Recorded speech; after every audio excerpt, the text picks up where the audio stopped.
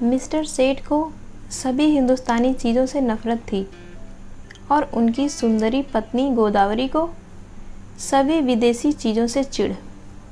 मगर धैर्य और विनय भारत की देवियों का आभूषण है। गोदावरी दिल पर हजार जब्र करके पति की लाई हुई विदेशी चीज़ों का व्यवहार करती थी। हालांकि भीतर ही भीतर उसका हृदय अपनी परवशता पर रोता था। वह जिस वक्त अपने छज्जे पर खड़ी होकर सड़क पर निगाह दौड़ाती और कितनी ही महिलाओं को खद्दर की साड़ियाँ पहने गर्व से चलते हुए देखती, तो उसके भीतर की वेदना एक ठंडी आह बनकर निकल जाती थी। उसे ऐसा मालूम होता था कि मुझसे ज़्यादा बदनसीब औरत संसार में नहीं है। मैं अपने स्वदेश वासियों की इतनी भी सेवा नहीं कर सकती। शाम को मिस्टर सेठ के आग्रह करने पर वह कहीं मनोरंजन या सैर के लिए जाती तो विदेशी कपड़े पहने हुए निकलते शर्म से उसकी गर्दन झुक जाती थी। वह पत्रों में महिलाओं के जोश भरे व्याख्यान पढ़ती तो उसकी आंखें जगमगा उठती। थोड़ी देर के लिए वह भूल जाती कि मैं यहाँ बंधनों में जकड़ी हुई हूँ। होली का दिन था। 8 बजे रात का समय। स्वदेश के नाम पर बिके हुए अनुरागियों का जुलूस आकर मिस्टर सेठ के मकान के सामने रुका और उसी चौड़े मैदान में विलायती कपड़ों की होलियां लगाने की तैयारियां होने लगी। गोदावरी अपने कमरे में खिड़की पर खड़ी यह समारोह देखती थी और दिल मसोस कर रह जाती थी। एक वह है जो यूँ खुश खुश आज़ादी के नशे मतवाले गर्व से सिर उठाए होली लगा रहे हैं, और एक मैं हूँ कि पिंजड़े में बंद पक्षी की तरह फड़फड़ा रही हूँ। इन तीलियों को कैसे तोड़ दूँ? उसने कमरे में निगाह दौड़ाई। सभी चीज़ें विदेशी थी। स्वदेशी का एक सूत भी न था।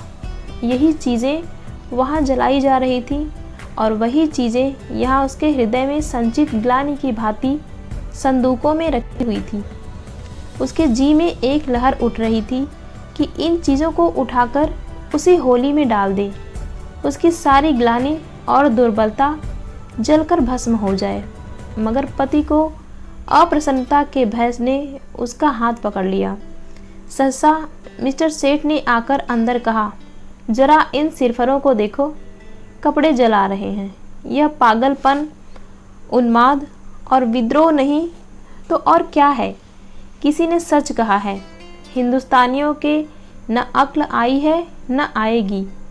कोई कल भी तो सीधी नहीं। गोदावरी ने कहा, तुम भी हिंदुस्तानी हो। सेठ ने गर्म होकर कहा, हाँ, लेकिन मुझे इसका हमेशा खेद रहता है कि ऐसे अभागे देश में क्यों पैदा हुआ। मैं नहीं चाहता कि कोई मुझे हिंदुस्तानी कहे या समझे। कम से कम मैंने आचार व्यवहार, वेशभूषा, रीति नीति, कर्म वचन में कोई ऐसी बात नहीं रखी जिससे हमें कोई हिंदुस्तानी होने का कलंक लगाए। पूछिए, जब हमें 8 आने गज में बढ़िया कपड़ा मिलता है तो हम क्यों मोटा टाट खरीदें? इस विषय में हर एक को पूरी स्वाधीनता होनी चाहिए। न जाने क्यों गवर्नमेंट ने इन दुष्टों को यहाँ जमा होने दिया। अगर मेरे हाथ में अधिकार होता तो सबों को जहन्नुम रसीद कर देता।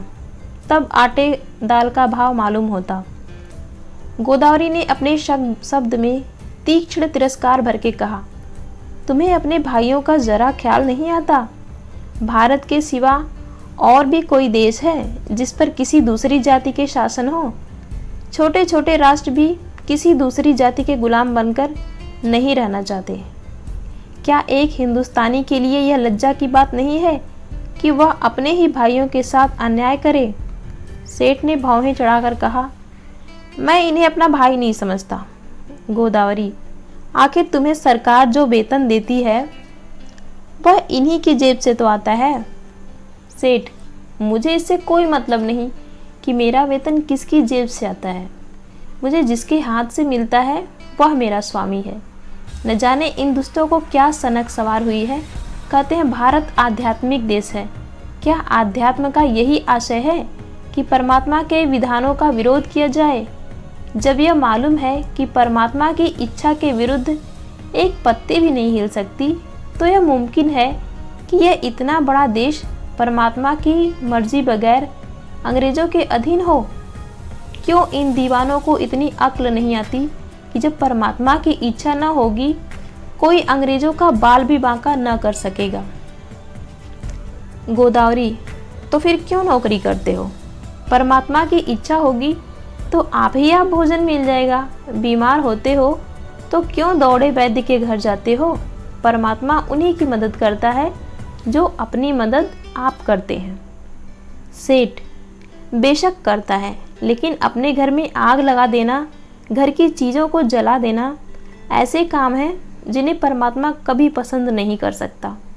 गोदावरी, कृतो यहाँ के लोगों का चुपचाप बैठे रहना चाहिए। सेठ, नहीं, रोना चाहिए। इस तरह रोना चाहिए जैसे बच्चे माता के दूध के लिए रोते हैं। सहसा होली जली, आग की शिखाएं आसमान से बातें करने लगी, मानो स्वाधीनता की देवी अग्नि वस्त्र धारण किए हुए आकाश के देवताओं से गले मिलने जा रही हों। दीनानाथ ने खिड़की बंद कर दी। उनके लिए यह दृश्य भी असह्य था। गोदावरी इस तरह खड़ी रही जैसे कोई गाय कसाई के खूंटे पर खड़ी हो। उसी वक्त किसी के गाने का आवाज आई, वतन की देखिए तकदीर कब बदलती है, वतन की देखिए तकदीर कब बदलती है। गोदावरी के विषाद से भरे हुए हृदय में एक चोट लगी।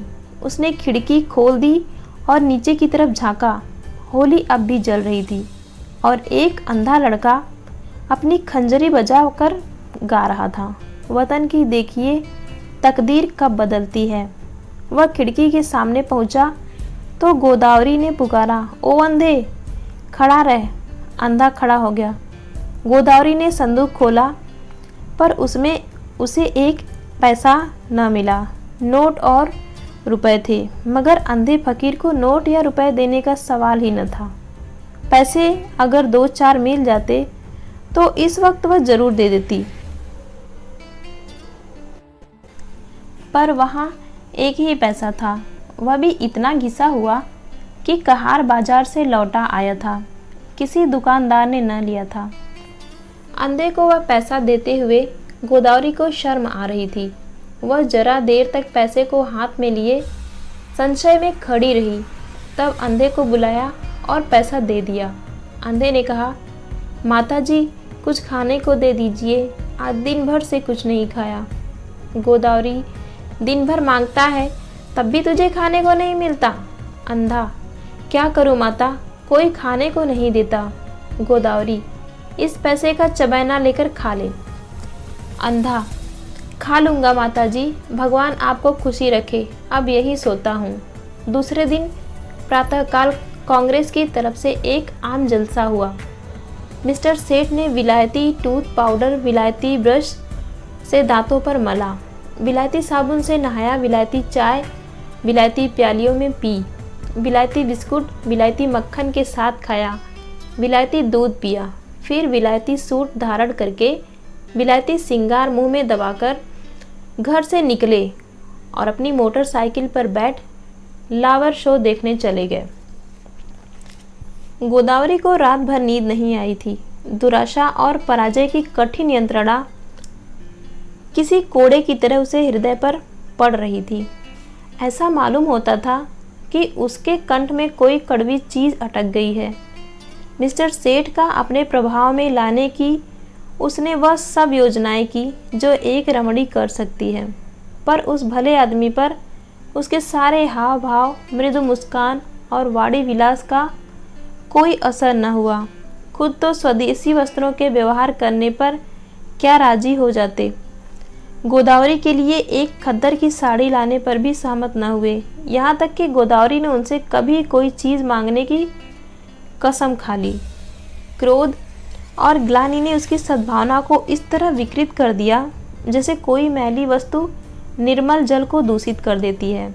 उसने सोचा, जब यह मेरी इतनी सी बात नहीं मान सकते, तब फिर मैं क्या इनकी सारे पर चलूं? क्यों इनकी इच्छाओं की लौंडी बनी रहूं? मैंने इनके हाथ कुछ अपनी आत्मा नहीं बेची।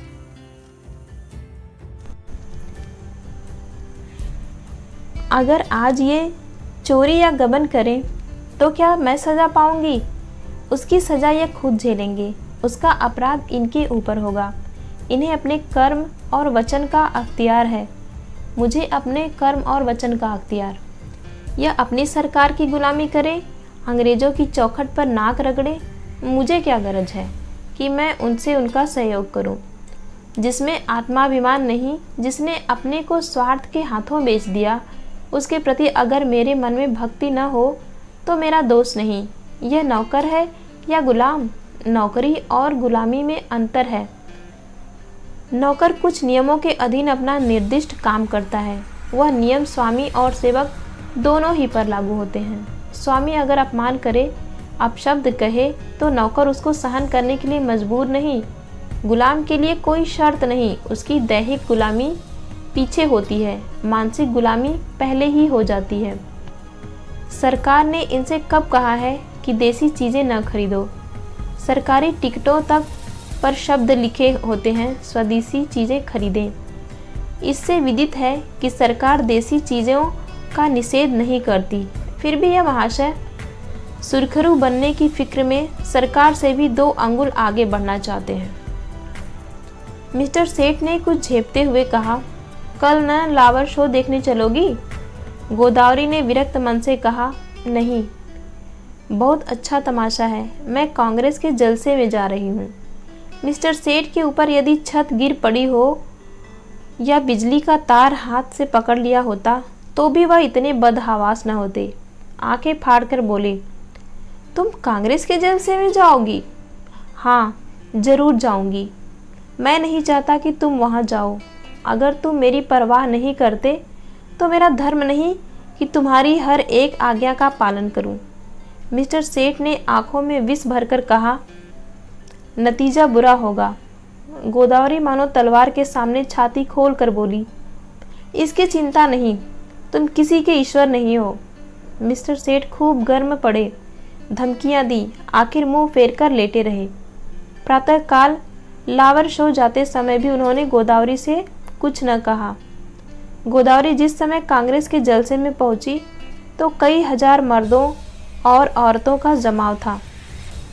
मंत्री ने चंदे की अपील की थी और कुछ लोग चंदा दे रहे थे। गोदावरी उस जगह खड़ी हो गई जहां और स्त्रियां जमा थी और देखने लगी कि लोग क्या देते हैं। अधिकांश लोग 2-2, 4-4 आना ही दे रहे थे। वहां ऐसा धनवान था ही कौन? उसने अपनी जेब टटोली तो 1 रुपया निकला। उसने समझा यह काफ़ी है।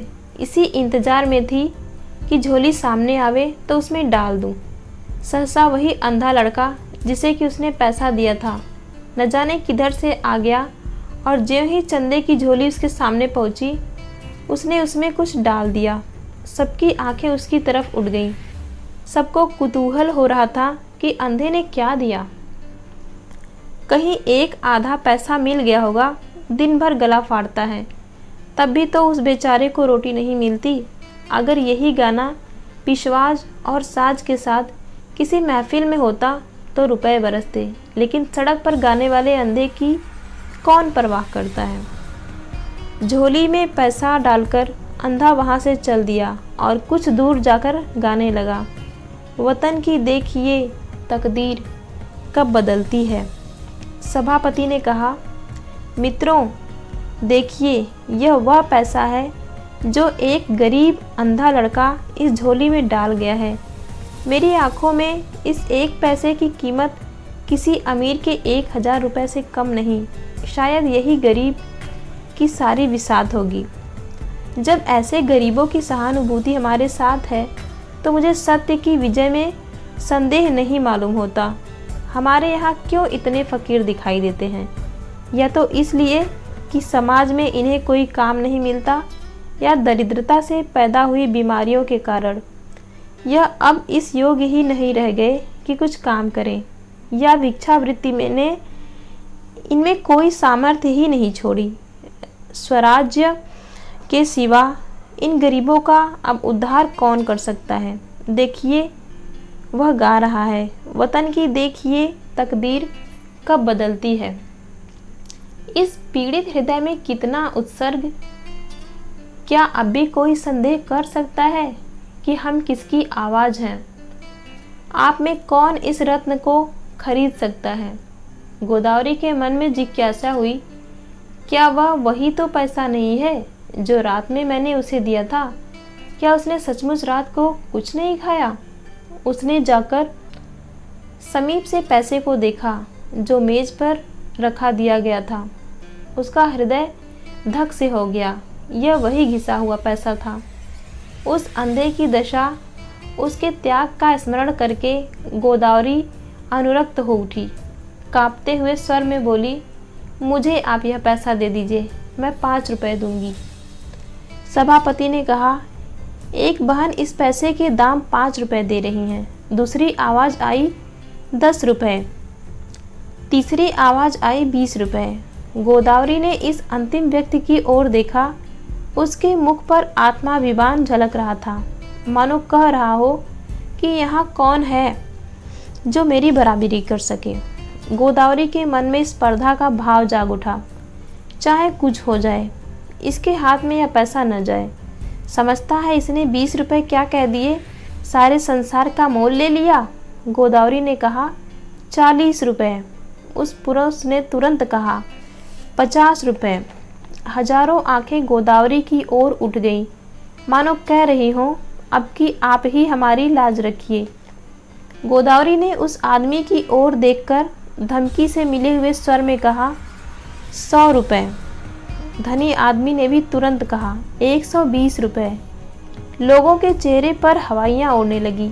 समझ गए इसी के हाथ विजय रही। निराश आंखों से गोदावरी की ओर ताकने लगे, मगर ज्यों ही गोदावरी के मुंह से निकला 150 की चारों तरफ तालियां पड़ने लगी, मानो किसी दंगल के दर्शक अपने पहलवान की विजय पर मतवाले हो गए हों।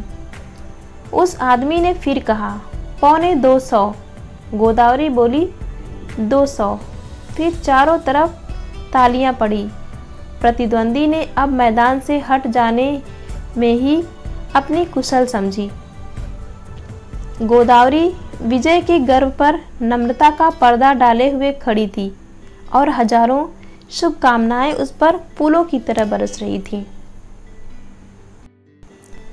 जब लोगों को मालूम हुआ कि यह देवी मिस्टर सेठ की बीवी हैं, तो उन्हें ईर्ष्यामय आनंद के साथ उस पर दया भी आई। मिस्टर सेठ अभी लावर शो में ही थे कि एक पुलिस के अफसर ने उन्हें यह घातक संवाद सुनाया। मिस्टर सेठ सकते में पड़ गए, मानो सारी देह शून्य पड़ गई हो। फिर दोनों मुट्ठियां बांध ली, दांत पीसे, ओठ चबाए और उसी वक्त घर चले। उनकी मोटरसाइकिल कभी इतनी तेज न चली थी।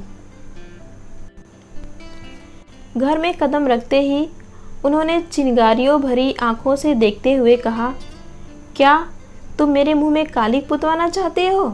गोदावरी ने शांत भाव से कहा, कुछ मुंह से भी तो कहो या गालियां ही दिए जाओगे। तुम्हारे मुंह में कालिक लगेगी तो क्या मेरे मुंह में न लगेगी। तुम्हारी जड़ खुदेगी तो मेरे लिए दूसरा कौन सा सहारा है। मिस्टर सेठ, सारे शहर में तूफान मचा हुआ है, तुमने मेरे लिए रुपए दिए क्यों। गोदावरी ने उसी शांत भाव से कहा, इसलिए कि मैं उसे अपना ही रुपया समझती हूँ। मिस्टर सेठ दांत किटकिटाकर बोले। मिस्टर सेठ दांत किटकिटाकर बोले, हरगिज़ नहीं, तुम्हें मेरा रुपया खर्च करने का कोई हक नहीं है। गोदावरी, बिल्कुल गलत। तुम्हारे खर्च करने का तुम्हें जितना अख्तियार है उतना ही मुझको भी है। हाँ, जब तलाक का कानून पास करा लोगे और तलाक दे दोगे तब न रहेगा। मिस्टर सेठ ने अपना हैट इतने ज़ोर से मेज पर फेंका कि वह लुढ़कता हुआ ज़मीन पर गिर पड़ा और बोले, मुझे तुम्हारी अक्ल पर अफसोस आता है। जानती हो तुम्हारी इस उदंडता का क्या नतीजा होगा। मुझसे जवाब तलब हो जाएगा।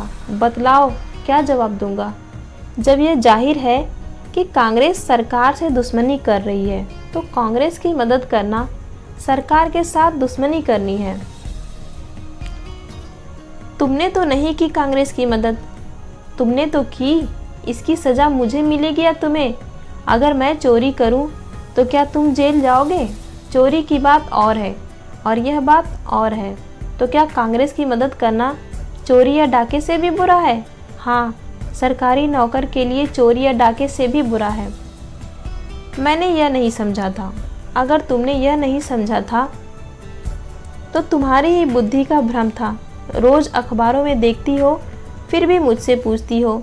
एक कांग्रेस का आदमी प्लेटफार्म पर बोलने खड़ा होता है तो बीसियों सादे कपड़े वाले पुलिस अफसर उसकी रिपोर्ट लेने बैठते हैं। कांग्रेस के सरगनाओं के पीछे कई कई मुखबिर लगा दिए जाते हैं जिनका काम यही है कि उन पर कड़ी निगाह रखे। चोरों के साथ तो इतनी सख्ती कभी नहीं की जाती, इसीलिए हजारों चोरियां और डाके और खून रोज होते रहते हैं। किसी का कुछ पता नहीं चलता, न पुलिस इसकी परवाह करती है न कोई। मगर पुलिस को जिस मामले में राजनीति की गंध भी आ जाती है, फिर देखो पुलिस की मुस्तैदी इंस्पेक्टर जनरल से लेकर कांस्टेबल तक, एडीओ तक का जोर लगा देते हैं। सरकार को चोरों से भय नहीं, चोर सरकार पर चोट नहीं करता। कांग्रेस सरकार को अख्तियार पर हमला करती है, इसलिए सरकार भी अपनी रक्षा के लिए अपने अख्तियार से काम लेती है। यह तो प्रकृति का नियम है। मिस्टर सेठ आज दफ्तर चले तो उनके कदम पीछे रह जाते थे। न जाने आज वहाँ क्या हाल हो। रोज़ की तरह दफ्तर में पहुंचकर उन्होंने चपरासियों को डांटा नहीं, क्लर्कों पर रोब नहीं जमाया। चुपके से जाकर कुर्सी पर बैठ गए। ऐसा मालूम होता था कोई तलवार सिर पर लटक रही है। साहब की मोटर की आवाज़ सुनते ही उनके प्राण सूख गए। रोज़ वह अपने कमरे में बैठ रहते थे। जब साहब आकर बैठ जाते तब आधा घंटा के बाद मिसलें लेकर पहुँचते। आज वह बरामदे में खड़े थे। साहब उतरे तो झुककर उन्होंने सलाम किया, मगर साहब ने मुंह फेर लिया। लेकिन वह हिम्मत नहीं हारे, आगे बढ़कर पर्दा हटा दिया। साहब कमरे में गए तो सेठ साहब ने पंखा खोल दिया, मगर जान सूखी जाती थी कि देखें कब सिर पर तलवार गिरती है। साहब जो ही कुर्सी पर बैठे, सेठ ने लपक कर सिगार केस और दिया सलाई मेज पर रख दी। एकाएक ऐसा मालूम हुआ मानो आसमान फट गया हो। साहब गरज रहे थे, तुम दगाबाज आदमी हो। सेठ ने इस तरफ साहब की तरफ देखा जैसे उनका मतलब नहीं समझे। साहब ने फिर गरज कर कहा, तुम दगाबाज आदमी हो। मिस्टर सेठ का खून गर्म हो उठा। बोले, मेरा तो ख्याल है कि मुझसे बड़ा राजभक्त इस देश में न होगा। साहब, तुम नमक हराम आदमी है। मिस्टर सेठ के चेहरे पर सुर्खी आई। आप व्यर्थ ही अपनी जबान खराब कर रहे हैं। साहब, तुम शैतान आदमी है। मिस्टर सेठ की आंखों में सुर्खी आई। आप मेरी बेइज्जती कर रहे हैं। ऐसी बातें सुनने की मुझे आदत नहीं है। साहब, चुप रहो यू ब्लडी। तुमको सरकार 500 रुपये इसलिए ही नहीं देता तुम अपने वाइफ के हाथ से कांग्रेस का चंदा दिलवाए। तुमको इसलिए सरकार रुपया नहीं देता। मिस्टर सेठ को अपनी सफाई देने का अवसर मिला। बोले, मैं आपको विश्वास दिलाता हूँ कि मेरी वाइफ ने सरासर मेरी मर्जी के खिलाफ रुपए दिए हैं। मैं तो उस वक्त लावर शो देखने गया था जहाँ मिस फ्रांक का गुलदस्ता 5 रुपए में लिया। वहाँ से लौटा तो मुझे यह खबर मिली। साहब, ओ, तुम हमको बेवकूफ़ बनाता है। यह बात अग्निशिला की भांति ज्यों ही साहब के मस्तिष्क में घुसी, उनके मिजाज का पारा उबाल के दर्जे तक पहुँच गया। किसी हिंदुस्तानी की इतनी मजाल कि उन्हें बेवकूफ़ बनाए। वह जो हिंदुस्तान के बादशाह हैं, जिनके पास बड़े बड़े तालुकेदार सलाम करने आते हैं, जिनके नौकरों को बड़े बड़े रईस नजराना देते हैं, उन्हीं को कोई बेवकूफ़ बनाए। उसके लिए वह असह्य था। रूल उठाकर दौड़ा, लेकिन मिस्टर सेठ भी मजबूत आदमी थे। वह हर तरफ की खुशामद किया करते थे, लेकिन यह अपमान स्वीकार न कर सके। उन्होंने रूल का तो हाथ पर लिया और एक डग आगे बढ़कर ऐसा घूसा साहब के मुंह पर रसीद किया कि साहब की आंखों के सामने अंधेरा छा गया। वह इस मुष्टि प्रहार के लिए तैयार न थे।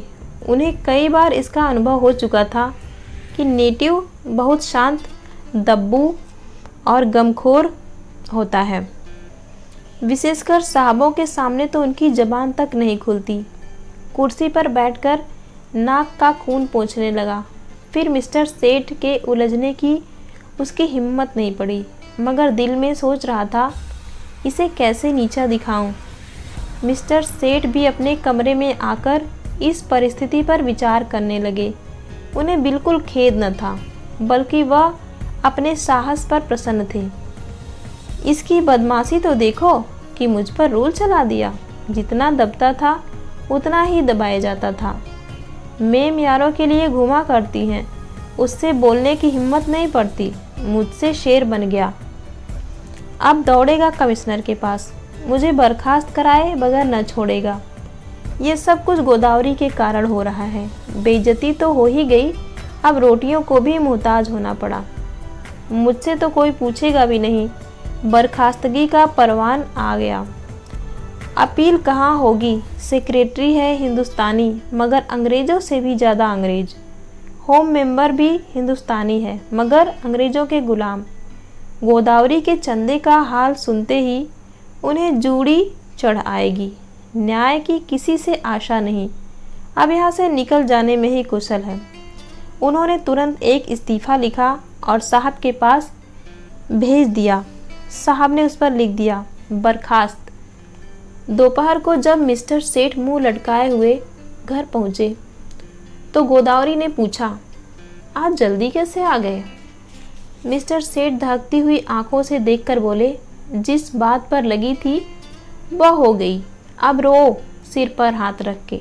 गोदावरी, बात क्या हुई? कुछ कहो भी तो। सेठ, बात क्या हुई? उसने आंखें दिखाई, मैंने चाटा जमाया और इस्तीफ़ा देकर चला आया। गोदावरी, इस्तीफ़ा देने की क्या जल्दी थी? सेठ, और क्या, सिर के बाल नोचवाता? तुम्हारा यही हाल है तो आज नहीं कल अलग होना ही पड़ता। गोदावरी, खैर जो हुआ अच्छा ही हुआ। आज से तुम भी कांग्रेस में शरीक हो जाओ। सेठ ने ओठ चबाकर कहा, लजाओगी तो नहीं, ऊपर से घाव पर नमक छिड़कती हो। गोदावरी, लजाऊं क्यों? मैं तो खुश हूँ कि तुम्हारी बेड़ियाँ कट गई।